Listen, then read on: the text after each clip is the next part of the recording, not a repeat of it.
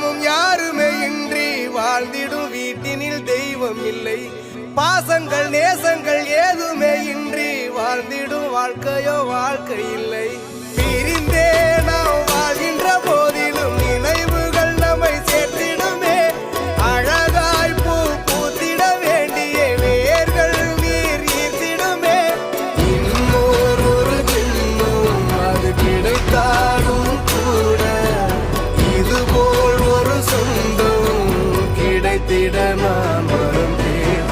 யார் என்ன சொன்னாலும் யார் என்ன செஞ்சாலும் சொந்தமும் மண்ணும் வீட்டினில் தெய்வம் இல்லை.